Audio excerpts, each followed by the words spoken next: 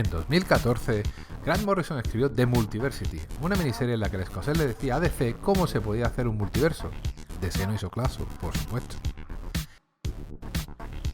En The Multiversity destacaba por mérito propio Pax Americana, donde Morrison, secundado por Frank Quitely, revisaba los personajes de la editorial Charlton, que a su vez fueron versionados en Watchmen por Alan Moore y Dave Gibbons. Esa revisitación se hace en 40 fastuosas páginas repletas de ingenio y recursos narrativos. Páginas como estas dos. A continuación, muchos spoilers, por supuesto.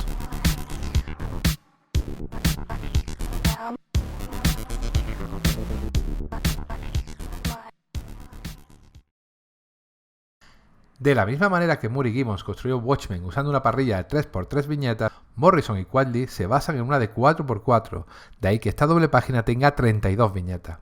Cuando aborda esta página ya llevamos 11 páginas de narrativa fragmentada y saltos temporales, empezando con una escena en marcha atrás, pero nada te prepara para lo que viene ahora. El guión de la primera viñeta empezaría con un interior, noche. Vemos una jaula vacía, que luego se explicará por qué está vacía, y fuera de campo hay alguien hablando. No sabemos quién es, ni siquiera si es hombre o mujer. Si esto fuera una película o serie, al menos sabríamos el género del personaje, por su voz. Las supuestas limitaciones del cómic sirven, en este caso, para aumentar el nivel de misterio. A continuación, vemos aparecer por una ventana a Question, en una escena que hace referencia y nos recuerda a la investigación de Rorschach del asesinato del comediante. La siguiente viñeta nos sitúa en el lugar y la fecha y nos da cuenta del objetivo de Question, investigar el asesinato de Nora O'Rourke, un personaje que aún no había aparecido en esta historia. La pregunta de ¿quién mató a Nora O'Rourke? Parece que se contesta en la cuarta viñeta. Lo hice yo. A estas alturas ya nos estamos oliendo la tostada. Nos están colando dos líneas narrativas distintas situadas en el mismo espacio, pero en periodos temporales distintos, que se distinguen por la distinta iluminación de cada una de ellas. En este momento volvemos a la primera viñeta y comprendemos que la persona que habla en ella es Nora. En la cuarta viñeta Nora habla del algoritmo 8. El 8 es uno de los símbolos que se repite mucho a lo largo de este número, de la misma manera que en Watchmen se repetían otros. En la siguiente viñeta, Question ilumina y señala un pedestal en el que hay una estatua denominada el hombre de las dos caras, pero solo hay uno de los dos bustos que forman el conjunto.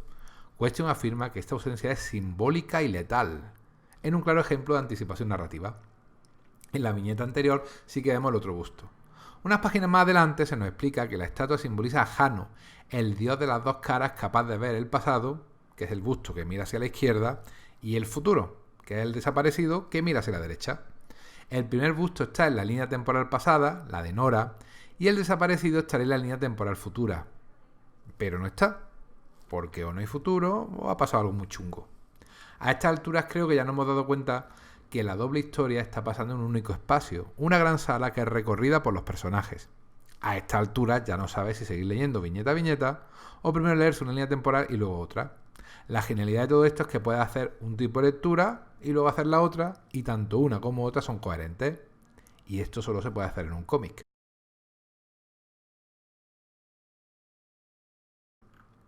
En la siguiente viñeta, Nora se da cuenta de que el teléfono no funciona. Suponemos que hay un ruido, pero este TVO, como Watchmen, no tiene onomatopeyas. La siguiente viñeta continúa el diálogo entre líneas temporales. Question, en su soliloquio grabado, dice que el pacificador no estaba, que ella estaba sola. Y Nora pregunta que quién está ahí. Lo que desmiente un poquito la afirmación de Question, sola no estaba. De repente, cambio. Es de día y vemos a Nora siguiendo al pacificador. Sí, es una nueva línea temporal.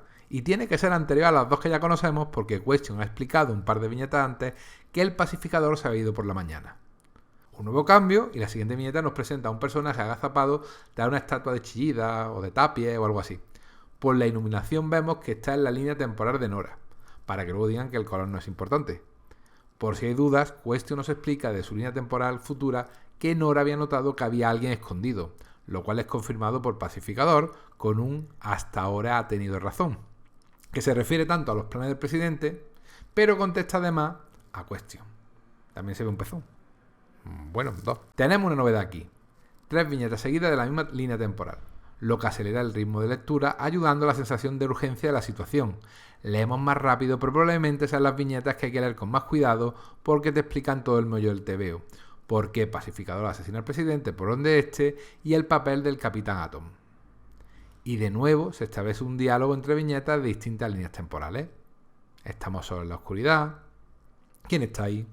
Yo siempre he creído en un propósito, concluyendo con un profético esto acabará pronto. Question continúa con su investigación y de nuevo hace una pregunta que encuentra respuesta en la siguiente viñeta, en la que vemos cómo Nora llega al escondite de su asesino, que ya no está. Pero es que este último diálogo de Question sigue en la viñeta en la que se para ante la estatua alegórica de la paz con un críptico, el soldado y el jorobado, la exclamación y el signo de interrogación. Ya está Morrison con sus fumadas, pensamos. Bueno, en este caso hay explicación. La primera vez que oí hablar de Aleister Crowley fue en Arkham Asylum, una de esas 2 o 3 historias de Batman de finales de los 80 de las cuales aún se sigue nutriendo la DC de ahora. Crowley fue un mago, ocultista, medium, escritor, pintor, escalador y fundador de sociedades secretas en el que Morrison, siguiendo como tantas veces a Moore, se inspira mucho. Crowley era conocido como la gran bestia o la persona más malvada del mundo, que mayormente era postureo. Ambos, Moore y Morrison, siguiendo a Crowley, interpretan la magia como camino para trascender la realidad y piensan que ciertas experiencias artísticas ayudan a ese propósito, en especial el cómic con su mezcla de imágenes y palabras. Pero mientras que para Moore la magia es una experiencia interior, Morrison defiende una interpretación más práctica, un medio para conseguir lo que deseas, mediante unos hechizos usando un anagrama llamado sigilos que se cargan de energía mágica mediante la masturbación. En serio. Grant Morrison dice que esta manera de hacer magia funciona siempre. Pero es mentira, os lo digo yo. La referencia a El soldado y el jorobado, la exclamación y el signo de interrogación proviene de una obra de Crowley. El jorobado coincide con el signo de interrogación, de question mark, que en inglés es la marca de question. Es que todo encaja. Y simboliza la duda y el cuestionamiento de la realidad, mientras que el soldado, la admiración, simboliza la sorpresa gozosa ante el descubrimiento, aunque Crowley dice que al final ambas son la misma cosa. Y para seguir con la influencia de Crowley, este escribió un libro de poemas llamado El jardín de Jano, como la estatua. Cuando Question suelta su críptica frase, se encuentra ante la estatua de la paz, que se yergue sobre una bola, como si fuera un signo de exclamación, y vemos que en el pedestal la P de Pax es muy semejante al signo de interrogación. La siguiente viñeta presenta una X, la X del misterio que Question tiene que resolver.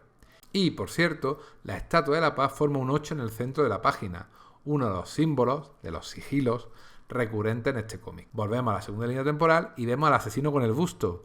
Question nos aclara que en efecto esa fue el arma del crimen, algo que había adelantado en la quinta viñeta, y que el asesino tenía superfuerza. La silueta de Nora junto a un charco de sangre solo merece un contenido deudor de los de Rorschach.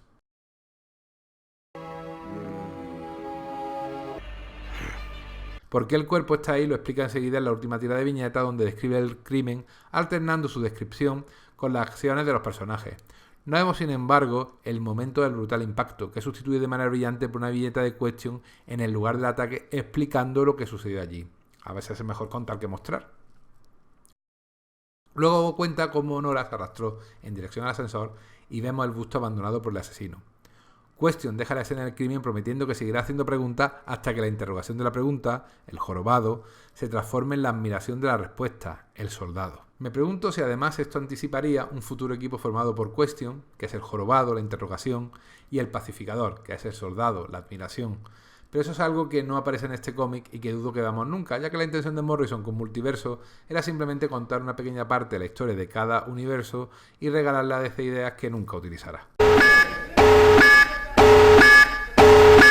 Tenemos por una manera de leer esta doble página, viñeta a viñeta, ordenando la información en nuestra cabecita, y otra separando cada línea temporal, que recordemos tiene como escenario común una gran sala. Y si separamos cada línea descubrimos que los personajes se mueven por el escenario de esta enorme sala de manera totalmente coherente con sus acciones y su estado emocional. La pista la da Question al decir que el asesino rodea la Estatua de la Paz en el sentido de la aguja de reloj.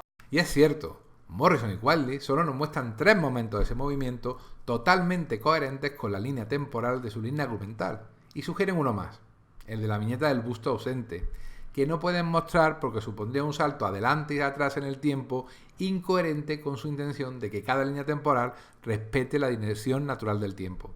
Nos muestran la consecuencia del movimiento del asesino, que fue aquí donde cogió el busto, pero no el hecho de coger el busto. En el caso de Question, este se mueve en zigzag cubriendo todo el terreno, buscando pistas como el investigador metódico que es, empezando de la esquina superior izquierda y acabando con la inferior derecha. Nora en principio se mueve en la parte superior de la sala, pero cuando oye algo sospechoso empieza a moverse erráticamente buscando al asaltante, pero en una postura que denota miedo y tensión.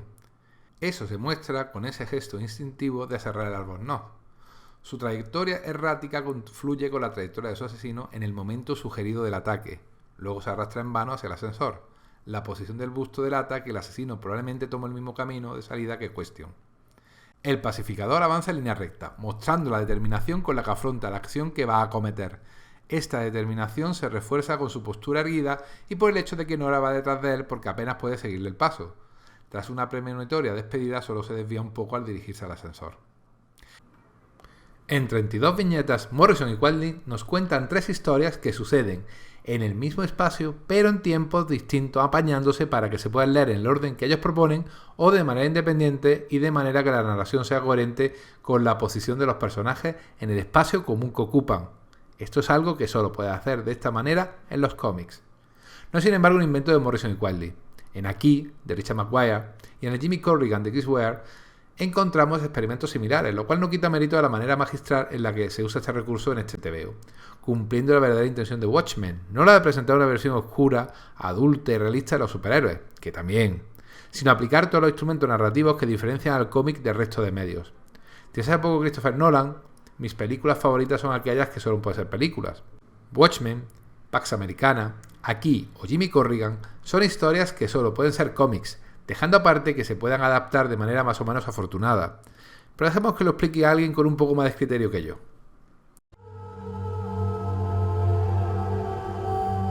Whenever anybody talks about comics, they usually make a great deal of the similarities between comics and film. And while I'll agree that a comic creator who understands cinematic techniques will probably be a better creator than one who doesn't, I feel that if we only see comics in relationship to movies, then the best that they will ever be are films that do not move. I found it in the mid-80s preferable to try and concentrate upon those things that only comics could achieve. The way in which a tremendous amount of information could be included visually in every panel, the juxtapositions between what a character was saying and what the image that the reader was looking at would be. En serio que me he tirado horas y horas mirando y analizando estas 2 páginas, admirando la inteligencia con la que fueron concebidas. Pero son solo 2 páginas de una historia de 40 que está repleta de recursos narrativos, disquisiciones sobre la percepción del espacio y el tiempo, reflexiones políticas de total actualidad y es sobre todo un maravilloso homenaje, reflexión y análisis sobre Watchmen.